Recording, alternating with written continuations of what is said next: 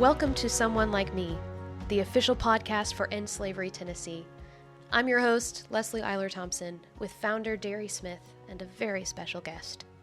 Stephanie is a graduate of the program here, and we'll hear about her experience of being trafficked, how it all began, and where she is now. But first, please note that this conversation contains explicit content related to domestic abuse, violence, sexual assault, rape, and human trafficking. It may not be right for you. It may be triggering for some listeners. We hope it is healing for many. In a moment, you'll meet Stephanie. She'll sometimes use generic terms in her story, like prostitute or hoe. See if you can look past the words and spot the different times she was trafficked. Remember, any minor who is used for commercial sex, sex for drugs, money, or anything of value, is a trafficking victim.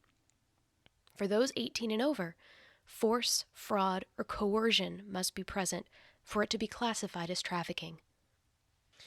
And after the conversation, Derry and I discuss some closing thoughts. So here we go. Please meet Stephanie. We're here in the End Slavery Tennessee offices, and you've been a part of their survivor program for over 2 years now. Over 2 years. Mm-hmm. What first brought you to End Slavery Tennessee? I was actually incarcerated, have a history of human trafficking, and was accepted into Cherished Hearts, and they placed me at End Slavery Tennessee in 2016. And Cherished Hearts is It's a diversion program where people who are brought in on various charges are identified as human trafficking victims and diverted to actually being treated as a victim and getting services. And so you came to End Slavery Tennessee through that route, which is wonderful. Correct. Would you share with us kind of your way far back background, not necessarily where you're from, or you don't have to share any details of that, but what did your life look like before your experience that brought you to End Slavery Tennessee? Before my experience that brought me to End Slavery Tennessee, so like childhood, teenage years. Yeah.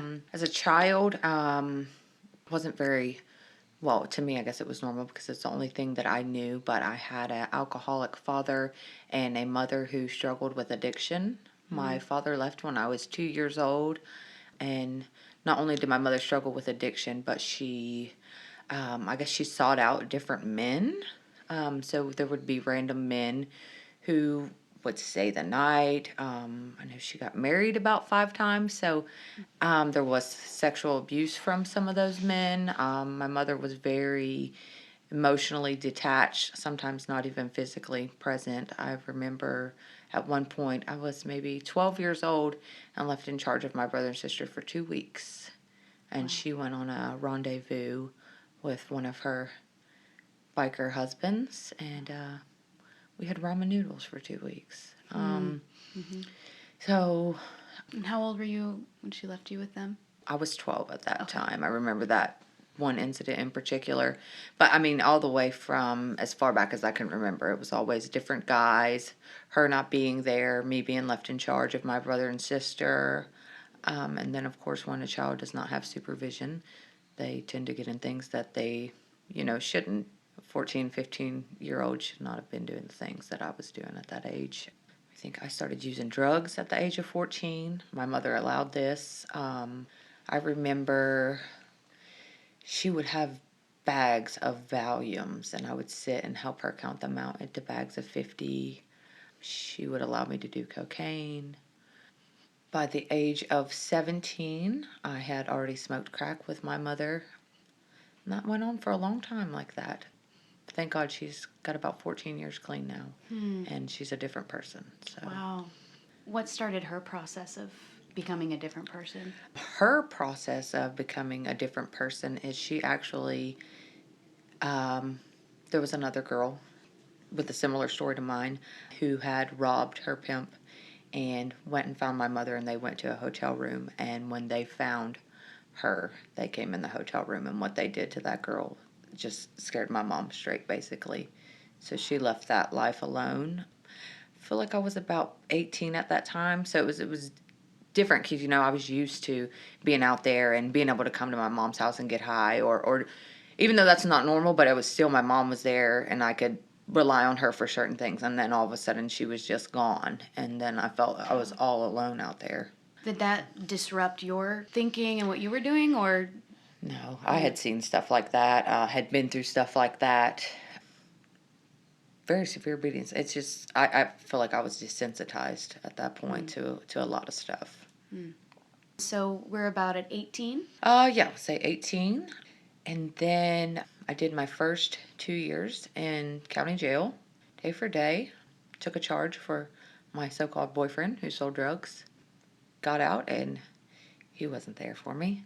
So I remember going back to Murfreesboro Road, was prostituting, doing drugs because that's all I had known since about the age of 14. And then I met my first real trafficker. And I just remember it was dark outside and it was cold and I really wanted some more drugs, and he approached me and he was good at talking. He was really good at talking. You know, he showed me the drugs he had. You'll never need anything. You know, you'll be taken care of.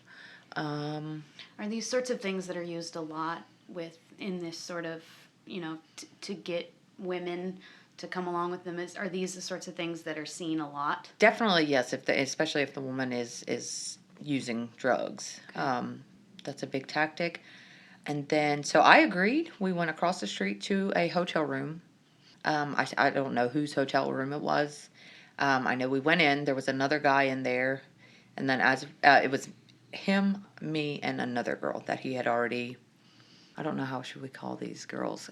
He called us hoes. Okay. So I don't know, but there was, or they would call.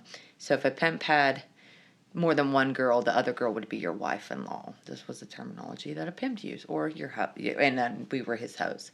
And then me and her, it was my wife-in-law, I guess is what you would call this. So it's kind of using like this, the very familial sort of a thing almost. Yeah, and I remember to him having girls like that was normal. His mother was a prostitute. That's how he grew up. He believed that it was in the Bible, that everything that he was doing was okay. In the Bible? Yes, he believed in this. Did he have specific verses? No, he never said any verses, but this was just something that he believed with everything in him, and that what he was doing was perfectly fine, and that's how things should be. Wow. Mm-hmm. But I remember going across the street to that hotel room, and then another pimp came in with his girl, and she was told to turn around and put her face in the corner. She wasn't allowed to look at anybody or anything like that. And I still didn't understand the situation that I had got myself into. And then I remember he gave me a handful of drugs, gave the other girl, my wife-in-law. And then from there, I just know I could hear somebody being beat. It was very loud, very scary. And I remember thinking to myself, what have I gotten myself into? Because once he gave me that handful of drugs, you know what I mean? I owed him at that point. So, yeah, that was... And was it that third girl that was brought in that was being beat that was supposed to look at the corner, or? Not sure, just because we were in the bathroom, so I don't know. Yeah. I just remember hearing screaming and yelling and thumps, things like that. So, yeah. So I was in there, I had gotten myself into it, And it was just like one night. Yeah, that was one night. The next day, we got an apartment together, and the odd thing is, my trafficker is from Memphis, and there was a whole group of traffickers from Memphis, and it was like we all lived in the same apartment complex. Wow. They all knew each other. It was kind of a big... Yes, they all knew each other, and I was not allowed to speak to other pimps. That was a rule.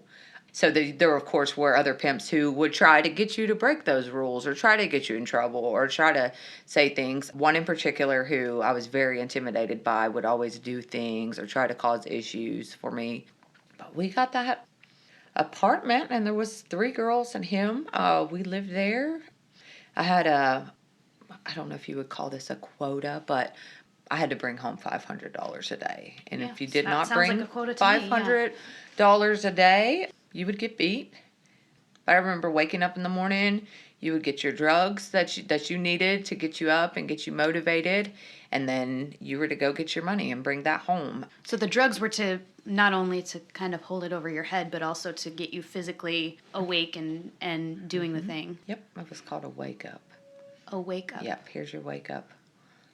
But I do remember before I actually caught on to the rules, because it wasn't like somebody sat you down and interviewed you and gave you a job description. There's not a, sure. It was something that I had never experienced. So I feel like it was like the third day, and I had went out and prostituted, and I had some money, and I wanted to get high. So I went to somewhere that I would normally go and get high just to chill there, and next thing you know, somebody knocked on the front door, and then it was him. And he came in that bedroom, and I was sitting on the side of the bed just chilling, and he hit me in the side of my face. I remember couldn't eat for several days. I couldn't really open my mouth, but I remember thinking, what was that about? And then, what are you doing here? You need to get your ass home. Where's my money? So, slowly but surely I figured. So it wasn't just that you had to out. bring home a certain amount of money. It was that you couldn't really do anything No, at all outside drugs. of, yeah. No drugs from other people. Couldn't speak to other pimps. Any money. I mean, you couldn't even stop and buy yourself something to eat. You had to give him your money and then ask for money to go get something to eat, or ask for money for clothes, or he would take you and purchase these things. So he was right. I would be taken care of, but I would be taken care of on my own money or my own earnings. Yeah. And then I would get a little bit of drugs in exchange to keep me there, or know that I was going to be physically harmed if I didn't do what I was told, or things like that. So I lived in fear a lot of times. I feel like some girls, it wasn't, maybe they were more used to beatings and things. They were a little more carefree, and they would get, just me seeing them get beat kept me in line a little more. You know what I mean? Carefree. Like, they didn't care. They would do things that they would get in trouble for. That they know they would get in trouble Yes. for. Mm-hmm. And I also know, let me say. I don't want to say he forced sex on me, but also I knew that if I didn't, there would be a repercussion for not having sex with him as well. Yeah, sure. That was when he wanted, and he just did it. And what's the time frame that you're in that situation? I want to say about a year. It's kind of cloudy. Just Sure. You're on drugs, and things kind of go in and out. Was the next thing incarceration, or did you... He was incarcerated. Oh, he was. So Okay. I had left. I remember leaving. So you couldn't leave. Like, if you couldn't just leave him. If you did, it's going to look for you. It's going to find you, and then you're going to be back there. Or you could, if you decided to choose up with another pimp, that pimp would have to serve him and pay him for you. I remember that. Really? Yes. So, but I did leave, and thank God he didn't find me before he was incarcerated. And again, I'm sure this isn't... I'm guessing it's not a sit-down process of this is how it works. You just saw it happening, see other people go with other pimps, and then this is what happened when that happened, right? I didn't go with another pimp. I knew that was not a situation that I wanted to be in any longer, and I left. Was there one particular thing that made you feel like I gotta go, or was it just the combination of all the things? Well, yeah, beatings, being called a bitch and a hoe 24/7, and you're not even being treated like a person at this point. Yeah, I think it was a combination of everything. You just get tired of it, and then I guess you get tired of living in that fear of always having to give someone else your money, and then ask for things that you need, not even sure that you're going to get them. I mean, you might get a dollar burger from McDonald's when you just gave them, $300-400. So. And so you left. Where did you go? Back to Murfreesboro Road. So I was still prostituting, still using drugs, and that continued that way for many years, being incarcerated, back on the streets, getting high. It was just a big, huge cycle for a long time. I did try to get clean on several occasions. Would go to like a halfway house or a treatment center, but it wasn't until I actually came to end slavery and learned that I had a lot of trauma and issues that needed to be dealt with. And that was probably one of the biggest reasons that I would always return to getting high or being mistreated and things like that. So, Because what you're saying is a lot of the treatment programs didn't necessarily look at past trauma. They're just trying to fix the drug issue, but not looking at where it might have come from. because it's more than just a drug addiction. There was a reason behind all of that. So, And would you say that's pretty typical for a lot of women who are caught in this system? Is there's past trauma definitely. under all of it? Very typical.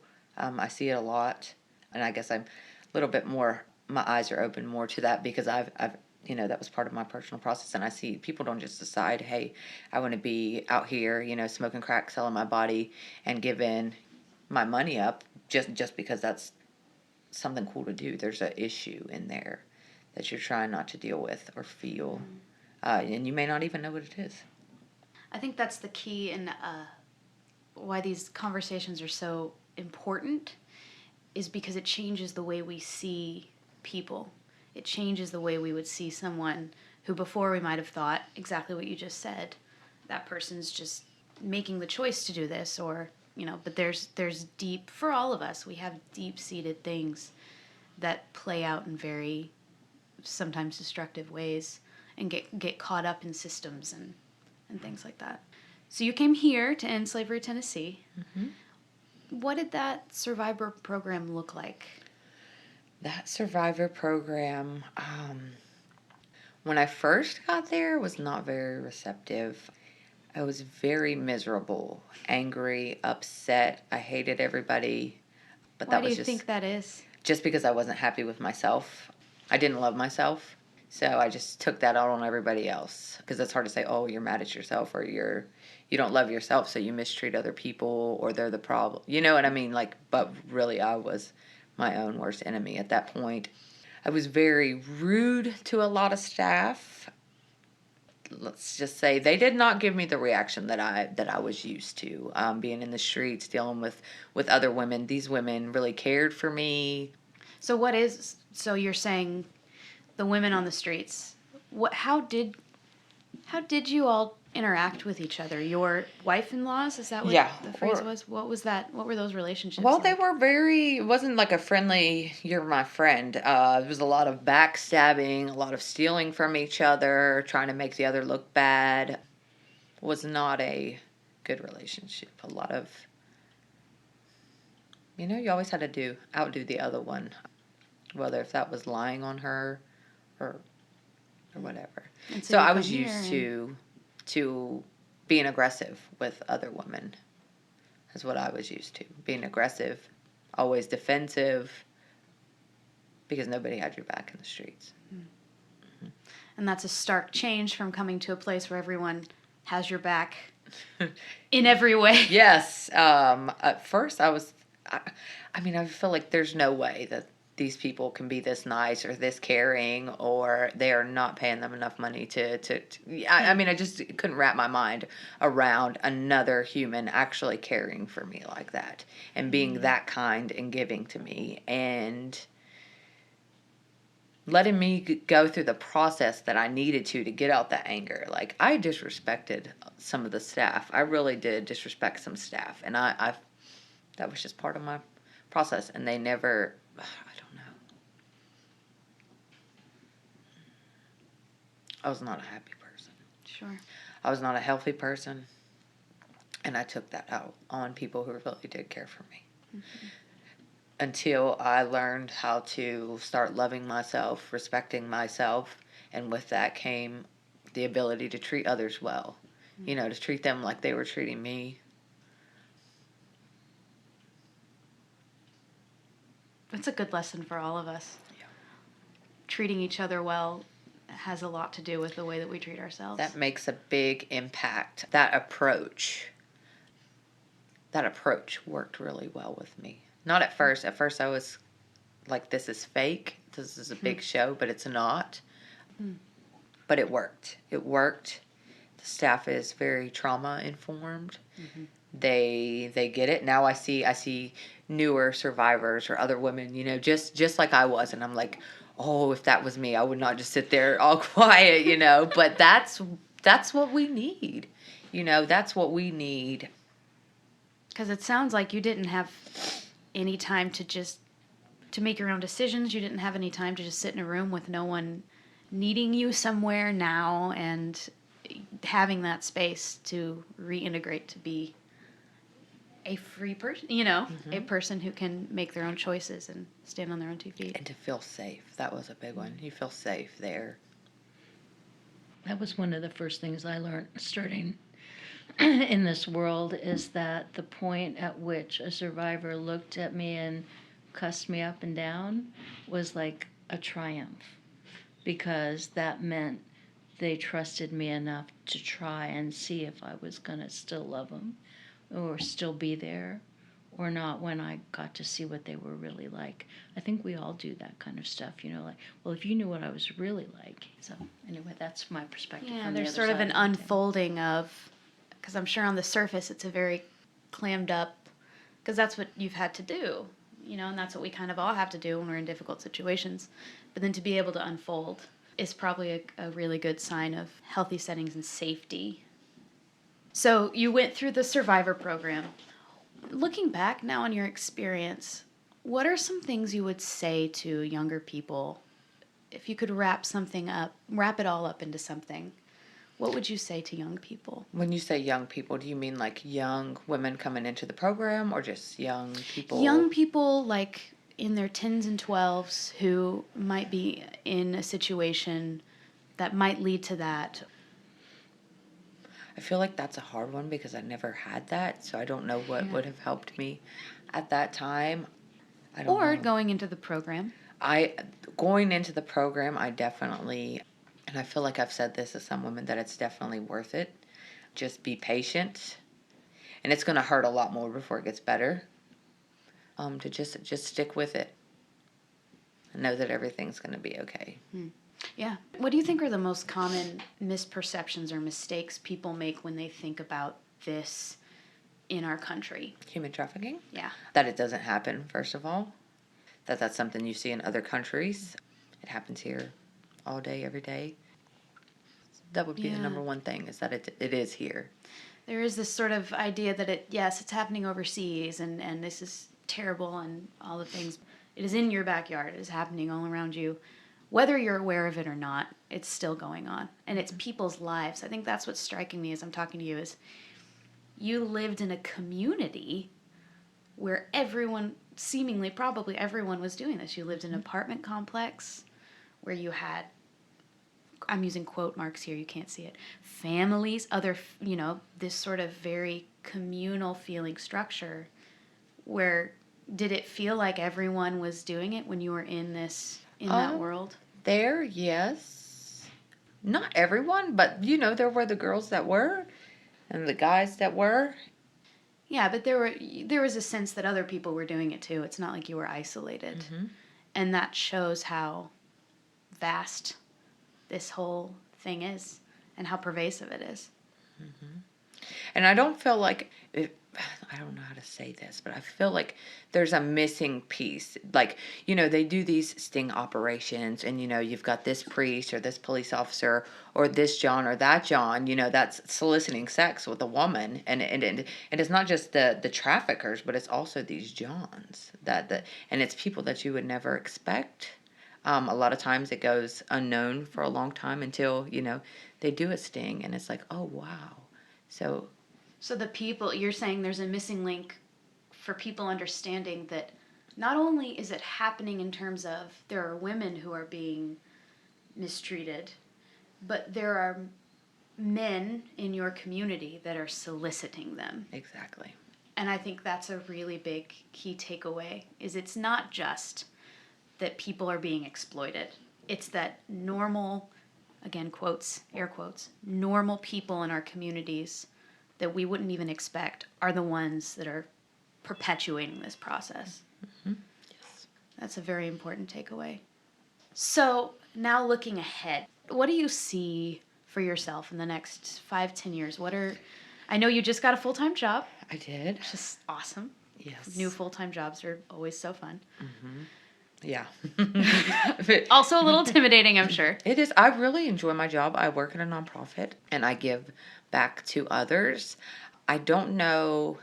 I feel inside that I want to give back, and I just don't know what group. Maybe it doesn't matter what group or what kinds of people. It's just giving back, because so much was given to me and I have so much to give to others, and I have an experience that I don't believe that I went through for nothing.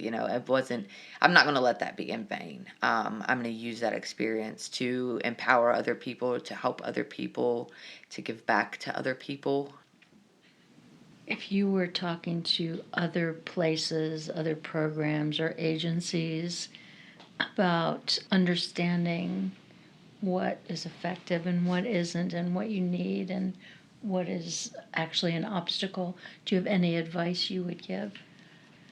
I feel like, as I mentioned earlier, is meeting us where we're at, loving us in spite of ourselves. Having that trauma-informed staff is very important, and not to give up on us, because a lot of times I think that's what we're used to and that's what we're expecting. So we just want to get it, over with. Not to give up. No, that's great.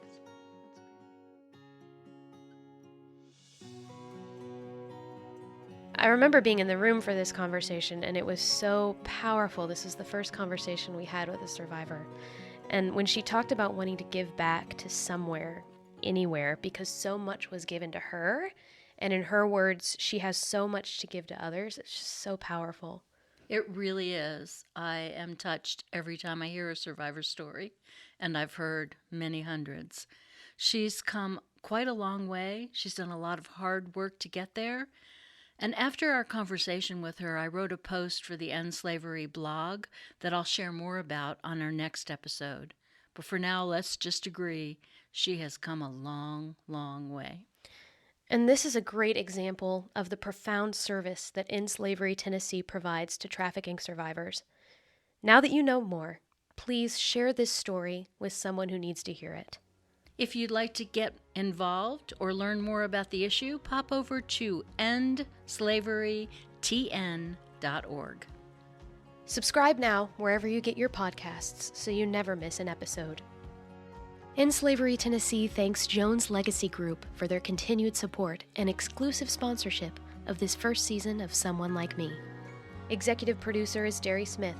Producer and editor is Gregory Byerline. Music by Kurt Goebel. If you like what you're hearing, please tell a friend and review the show. I'm Leslie Eiler Thompson. Thanks for listening.